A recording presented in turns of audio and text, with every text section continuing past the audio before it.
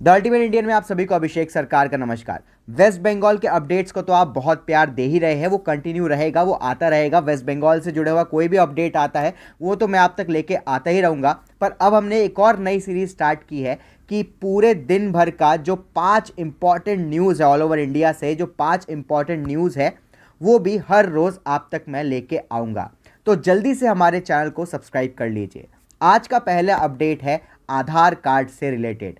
IT ministry ने ये साफ कर दिया है, ये बोल दिया है कि अगर कोई भी व्यक्ति आधार कार्ड सेंटर में जाता है और उससे अगर किसी भी चीज़ के लिए एक्स्ट्रा पैसे मांगे जाते हैं, मान लीजिए आप फ़ोन नंबर चेंज कराने वाले हैं या कुछ भी चेंजेस कराने वाले हैं अपने आधार कार्ड में, आधार अपडेट कराने वाले हैं, सबका जो फीस है वो तय है, फिक्स है। अगर उससे ऊपर कोई भी आपसे पैसा मांगता है तो उस ऑपरेटर के खिलाफ 50,000 तक का फाइन लग सकता है। मान लीजिए आपसे किसी ने पैसे मांगे, आपसे किसी ने ज़्यादा पैसे मांगे, घूस मांगा आपसे किसी ने, तो आप अगर 1947 पे आप कंप्लेन करते हैं तो उसके खिलाफ इन्वेस्टिगेशन होगी। और इन्वेस्टिगेशन में अगर ये साफ होता है कि उसने घूस मांगा है या एक्स्ट्रा पैसे लिए हैं तो 50,000 तक का उसके ऊपर फाइन लग सकता है।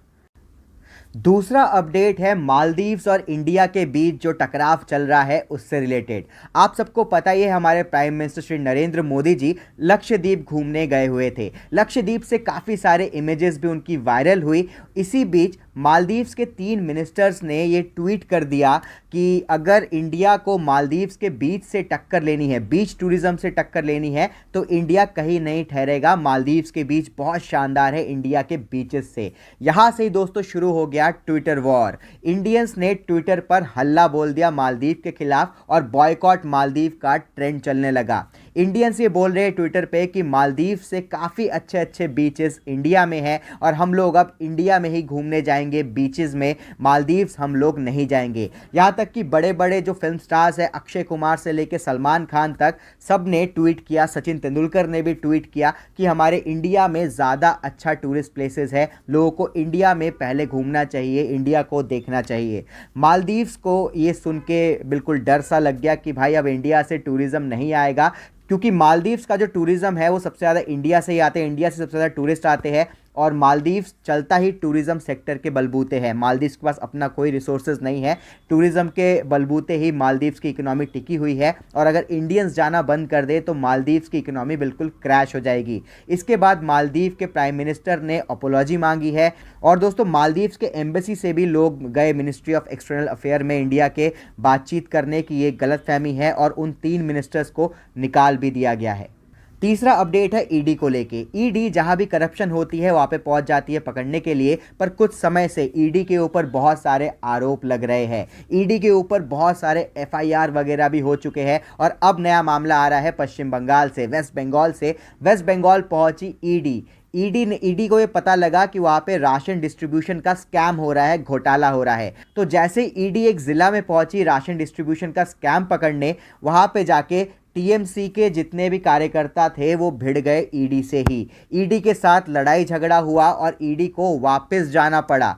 और दोस्तों यहाँ तक ही नहीं रुके, जो कार्यकर्ता थे उन्होंने ईडी के ऊपर ही एफआईआर लगा दिया कि उन्होंने औरतों के साथ छेड़छाड़ किया है, उन्होंने यहाँ पे मारपीट की है और भी कई सारे एफआईआर्स लगे ईडी के ऑफिसर्स के ऊपर ही।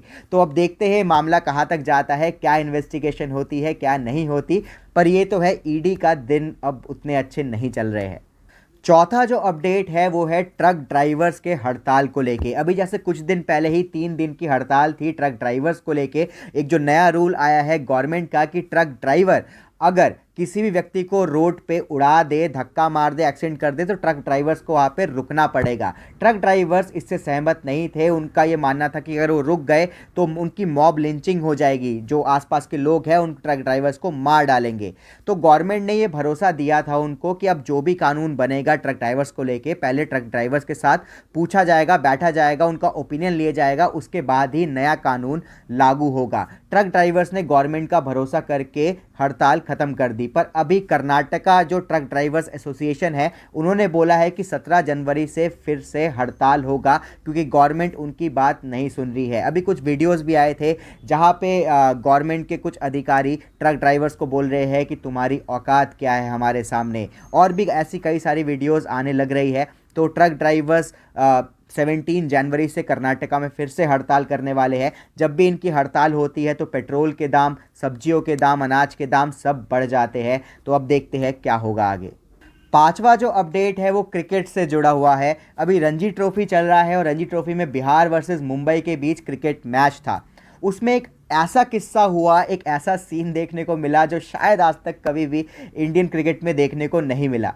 मुंबई की तो टीम आ गई थी, पहुंच गई थी बढ़िया से एकदम, अजिंक्य रहाणे उनके कैप्टन थे, और बिहार की दो टीमें स्टेडियम में पहुंच गई थी, यानी कि 22 खिलाड़ी स्टेडियम में पहुंच गए थे खेलने के लिए। ऐसा क्यों हुआ? ऐसा इसलिए हुआ क्योंकि हम सबको पता है बिहार क्रिकेट एसोसिएशन में हमेशा लड़ाई झगड़ा चलता रहता है दो गुटों के बीच। और इस बार क्या हुआ कि प्रेसिडेंट ने अपनी अलग टीम चुनी और सेक्रेटरी ने अपनी अलग टीम चुनी। दोनों ही अड़ गए कि भाई हमारी टीम अच्छी है, हमारी टीम खेलेगी। पर अंत में जो उस समय जीत हुई वो हुई प्रेसिडेंट 11 की टीम खेली बिहार से। और सेक्रेटरी ने कहा कि बाद में मैं इस चीज़ को देख लूँगा। अब बिहार क्रिकेट एसोसिएशन पे बीसीसीआई क्या एक्शन लेती है इसका इंतज़ार करते हैं।